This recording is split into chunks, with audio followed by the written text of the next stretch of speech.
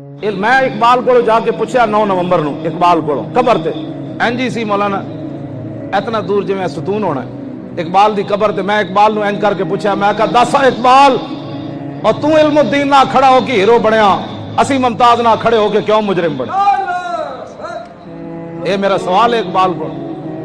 मैं कहा तू यार खड़ा हो के हीरो बनया तू इल्मुद्दीन डिफेंस कमेटी बनाई क्यों तू शख्सी जमानत ते इल्मुद्दीन नु मियां वाली जेल चो दफन होया बाबा कट के ले आया तू गवर्नर लाहौर नु शख्सी जमानत दी इकबाल ने उन्हें कहा हिंदू मुस्लिम फसाद हो जाना है उन्हें क्या हो गया तो मैनू कत्ल कर देना आशिक रसूल का जनाजा लाहौर आने दो क्यों जी वो सारा कुछ कैद आजम इकबाल इल्मुद्दीन ना खड़ा होवे कैद आजम भी हीरो होवे पीर जमात अली शाह 6 लाख बंदियां दी मौजूदगी इल्मुद्दीन दे पैर चुम देवे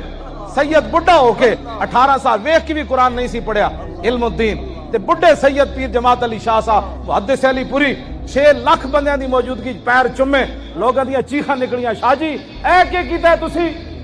ऐ तरखान दे पुत्र दे पैर चुम्या जी दी दाढ़ी भी नहीं आई वेख के कुरान नहीं पढ़िया आपने फरमाया मैं दे पैर तां चुमे ने मेरे नाने दी इज्जत ते पैर जो दिता।